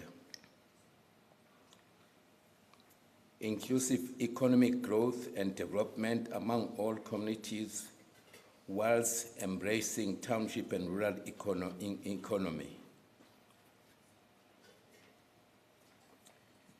which we always believe that, I know that it has been said this morning, we should not leave everyone behind. Even our DG, she was saying we shouldn't leave everyone behind, because if we leave everyone, then we are not really embracing the spirit of economy, of inclusive economy. Among your 8 priorities, when you're delivering your SOAP, I'm just going to pick 3, which are I'm passionate about. Growing SMMEs and cooperatives. I know in our country we've been struggling with cooperatives. Unlike in other countries, that cooperatives are doing very well, but in our country we've always had cooperatives. I know that the government has done what it could to promote cooperatives, because working together is the only way to uplift all communities. And the other one is the human segment and sustainable livelihoods, education and skills development. The problem has always been how and the implementation. Part of my wish list, Premier, in the interest of time, I'm going to name part of my wish list. It's not my wish list, it's the wish list of my members where I come from. I represent KwaZulu-Natal Business Council, as well as NAPCOC, National Federation Chamber of Commerce and Industry, plus other business formations that are not here. Our wish list, this is our wish list that I'm addressing to you, the Premier of the province. Would like to see government having more faith in Black-owned businesses, professionals, and organizations. I know that we have covered a lot on this issue, but I want us to do more on that one. intensify measures to support SAPREP's turnaround strategy, more traceable community engagement in Tonga-Tulet's value chain. I'm not going to go into details. We can talk about it, Premier. Neville just mentioned that there might be some time when we can engage each other. A solid succession plan or skills transfer from the management of the Durban Ports Container Terminal from the Philippines. The lesser said about load shedding, the better, as it has caused far more damaging impacts on big, small businesses, and all those costs are filtered down to the normal person of the street. Premier, I must really appreciate that just before the launch of the manifesto, the President of the country, urged the Minister of Electricity, Ramahoba, to have a seminar with the business. I was invited, but when I left that seminar, I found that I learned that the government is doing more. It's doing more to address the issue of load shedding. But we also felt that, I wish the government could go down to grassroots level and tell them, because what is that they do? But I know what is the problem. But the majority of the people that are going to vote for the government that we love so much don't know what's the problem. And other points of our wish list is that we want the government, especially the government of the province, to be part and parcel of Black Industrial Program. I know that the Black Industrial Program is being pursued at national level, but also the Premier did mention in her SOPA speech. I would very much like that we do together, we pursue it together. Fund our Galvano Africa textile manufacturing factory, because we as chambers, we don't get funds from government or from donations. Our members, some of them, I'm coming from those that the majority of the members cannot afford to pay membership. So we depend on the support that is being given to us by various organizations. So the money that we had, we procured a factory at Hammersdale, Mpumalanga here. It's called Galvano Textile. So it was employing almost 250 people, and then those people had to be outlaid. But then we bought that factory, but we needed to work with government, special economic development, to resuscitate that factory, because it has the state-of-the-art machinery worth almost 65 million. So we need to work with the government of the province to see what we can do to create jobs. Also, among our wish list also is that if you could assist or support NAVCOC plus other business formations to regain our African Bank from SRB and PIC. We know that everybody, I was listening even yesterday, another political party, I'm not going to mention it here, it was talking about the State Bank. We've been talking for too long about the State Bank. It means that we do need the State Bank. That's what we also address it with the President. I'm humbled that, I also attended breakfast where I was invited to be with the President. Today I'm invited to the breakfast with the Premier. Then I can tell the Premier about our wish list. assist NAVCOC plus other business chambers to get into the media space and generally transform it. Some of the things that the government of the day, all the beautiful and good things that the government is doing, they are not in the media space because we don't control the media. But where we are saying government can always assist those who want to get into the media space.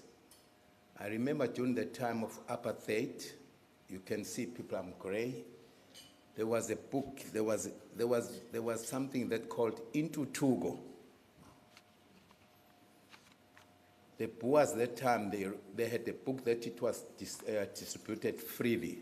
You called it Into Tugo, where the Afrikaner regime, they wanted to tell us what they were doing for us so that we can forget about all the beauty of the cities and everything. We stay where we are. So now we have moved to another era now where the cities are ours, but we need also to reflect and also premier to tell people what we do. So that's why that we want to work together to see what we can do in the media space. NAVCOC, we would very much also like that the NAVCOC become a player on ANC Economic Transformation Committee. Well, I know that, you mentioned earlier on economic councils. I must say that His Worship, Ubabu Kaunda, has played a role to make, chambers to be represented at Tegwini Economic Councils. And we found that, we also playing some vital role in those committees, like ocean committees, tourism committees, where we found that we had to work so that we can improve and also make some inputs on those committees. So we very much like really that the province can also, at least we work together to participate in all the various committees. I can make just few remarks before I sit down, Premier. There are things that you mentioned,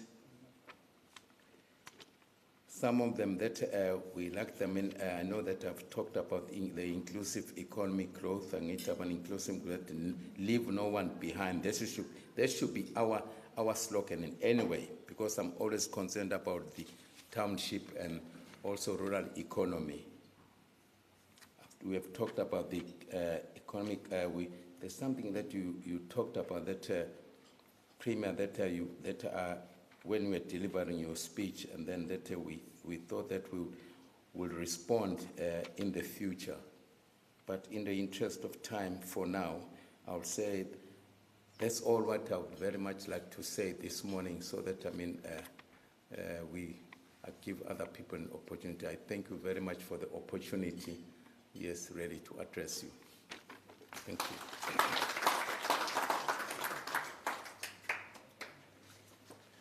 Thank you very much, Mr. Ngema. Please give him another round of applause. I will now request Undosi, Mr. Sizwe Kwele from Sanko, to come and give us an address also as a response. If Ms. Gumede is around from COSATU, please, if you can just come and see me, I'd appreciate it. Thank you.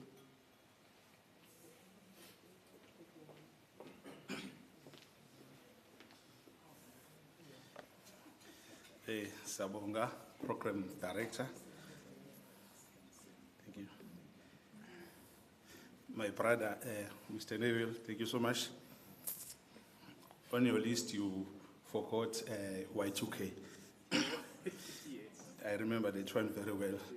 It was the end of the world. At the time I was working for Transnet as an IT project manager. So we had to work day and night to prevent the end of the world. Thank you very much. Greetings to Honorable Premier Nzokele Mpanganzitha, Honorable Mayor in his absentia.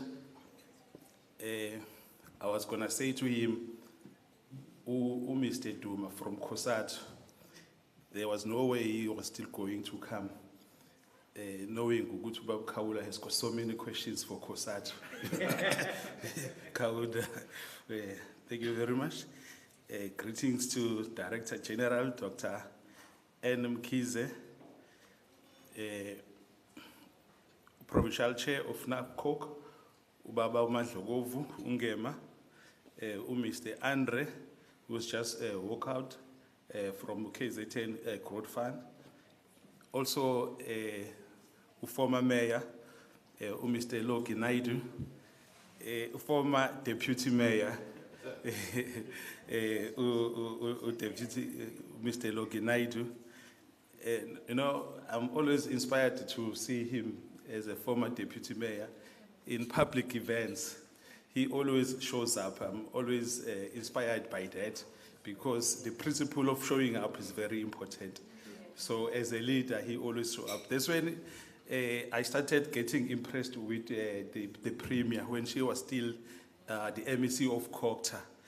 There will be a disaster and there will be warnings saying we must not go to a particular area, it's dangerous.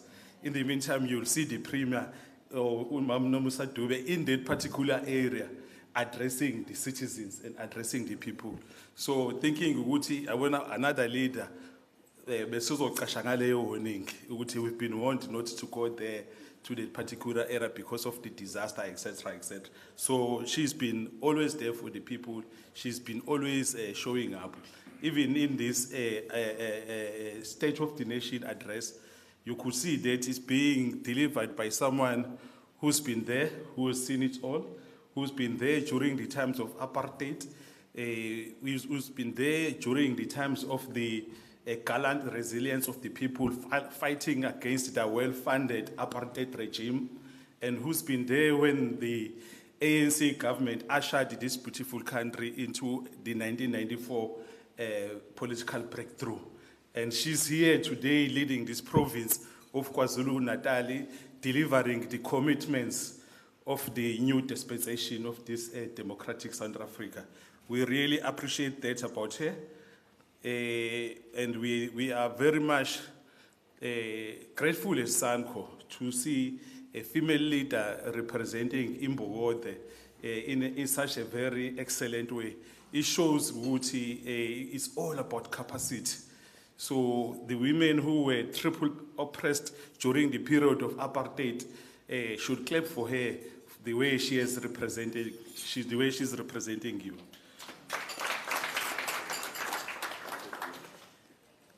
Ladies and gentlemen, there are few myths that I would like to demystify, which most of the time are propagated by the naysayers and the media. Each time our government of the day is delivering something for the people, they will be making statements like, after all, it's taxpayers' money. It's taxpayers' money, so the ANC government should not take pride in what they've delivered for the people. As if when they get into government, they'll use their own salaries. And there's a miseducation that they are creating because the whole essence of fighting for state power is to have access to the taxpayers' money. The difference is, how are you going to redistribute the taxpayers' money?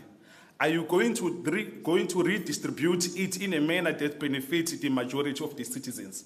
Or you'll just redistribute it in a manner that benefits the white monopoly capital?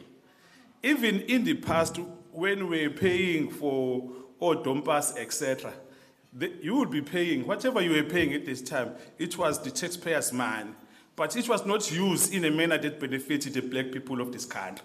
Instead, it was used in a manner, buying cannons and everything to shoot the black people of this country who were still paying the tax at that time.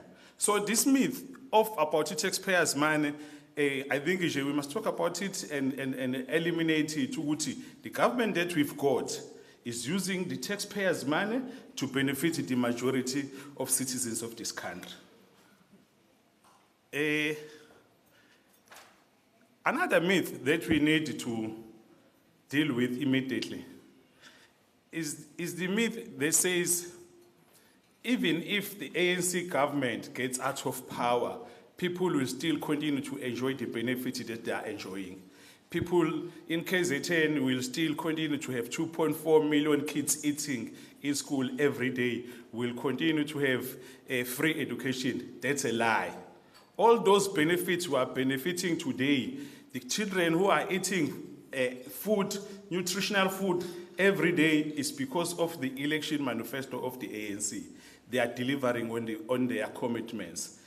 The social grants that we are benefiting every month is because of this particular government and their election manifesto. So it is indeed a fact that if this current government of the ANC here in KwaZulu-Natal led by Umama Nomusa Dube Ncube, upuma out of power, a new government will come in with a new set of their policies and set of strategies. So part of that will be excluding the benefit that we are enjoying as the citizens of this country.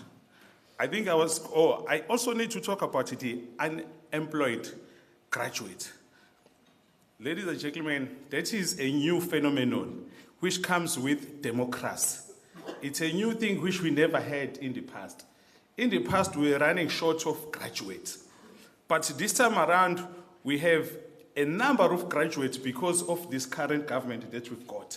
This current government has made education free, has made education accessible by everyone, by every citizen of this country. Tina, we come from a past where we will finish our matric and still stay at home because our parents will not afford the money to tertiary education.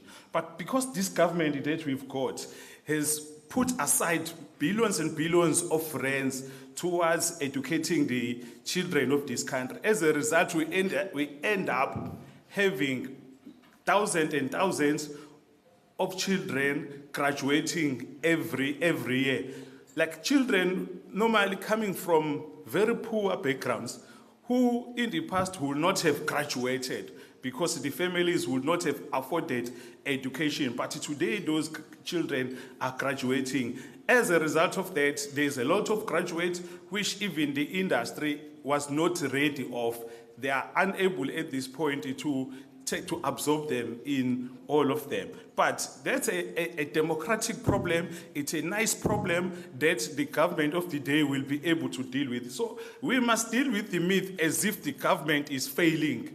That's why we've got so many graduates. No, we need to appreciate the good things that the government has done. I was going to talk about the issue of job creation between the responsibility between the private sector and government. But I think the previous speakers have spoken about it at great length because we know very well that the government needs to create a conducive environment in order for business to come to operate and then create job opportunities. So the issue of creating jobs is not primarily a responsibility of government alone. It's a collective responsibility with the business. But here in this country, unfortunately, we've got JSE-listed companies who do not reinvest in this country. I think that's a responsibility of government to make sure that JSE is actually transformed, that we must get new players in the game,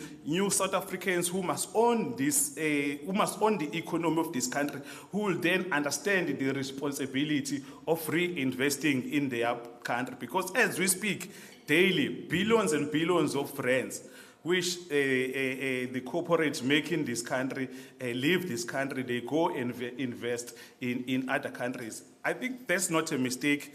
That is a strategically planned phenomenon because they want to sabotage the current government to create a picture and to make that narrative that they have mass responsibilities. We have so many people talking about their rights, but they talk very little of their responsibilities. which are associated with their right.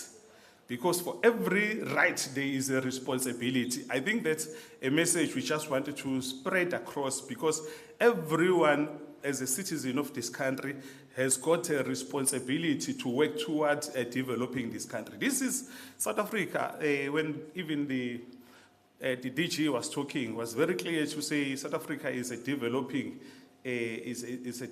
country. So as part of developing, it means we all have to partake in developing this country. So we should not just be guests in the process of developing the country and just fold arms and then expect the government to do everything.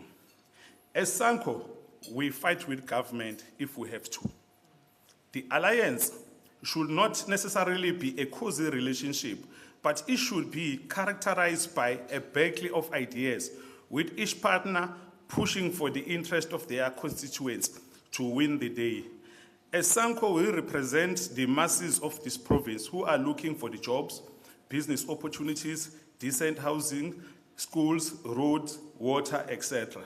Hence, we expect the government to work towards delivering these services.